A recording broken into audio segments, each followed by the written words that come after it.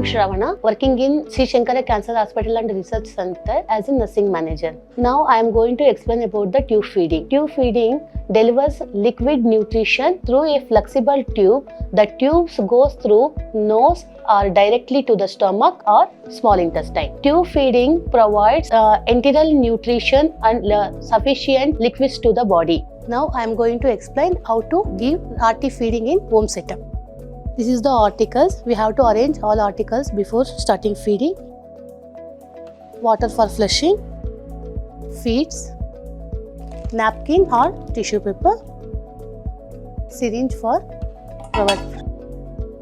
Before starting the procedure, we have to provide position.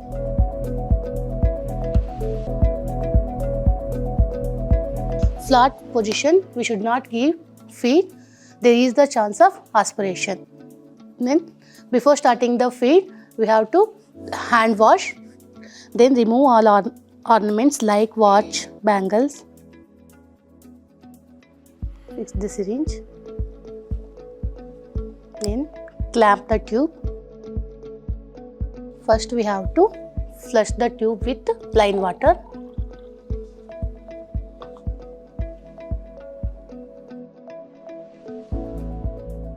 Avoid air entry, then give feed according to diet.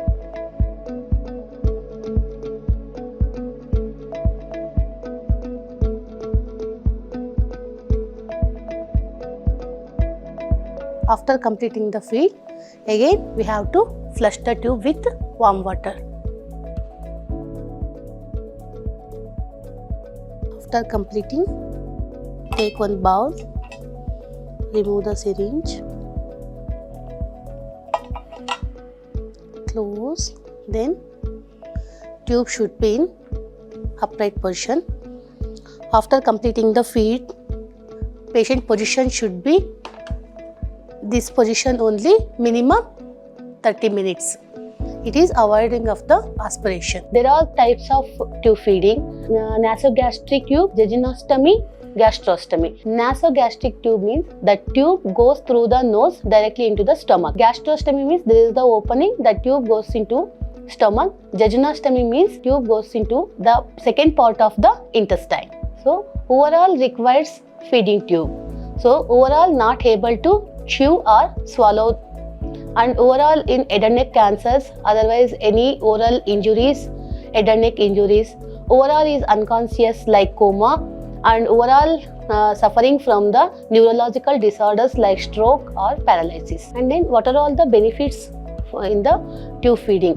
Overall, immediate post-operative patient, they can't able to take feeds. For like that patients, we are putting the feeding tube means we can maintain their nutrition, and it helps to the healing of the surgical wounds.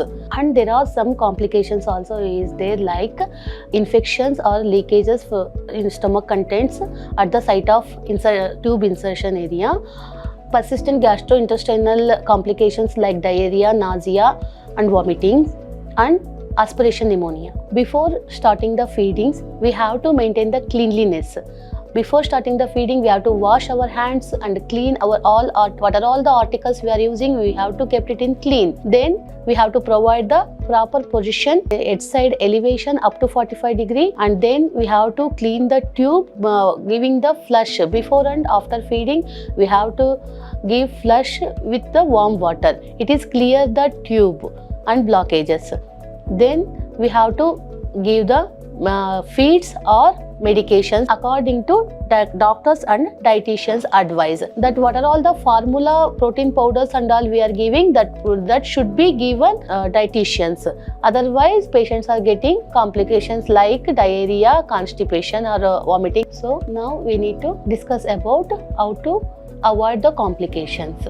Before and after giving any feeds, you have to flush the tube with warm water, and after giving medication also you have to flush the tube with warm water and keep it tube clearly. If in case you are not using the tube for any feeding purpose or medication purpose also, you have to clear the tube. Always the tube should be clear.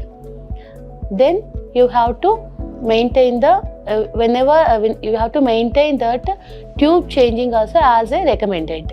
Whenever it's required and according to doctor's orders, you have to change your tubes. And without this, any complications you are facing means immediately you have to meet your healthcare workers. Namaste.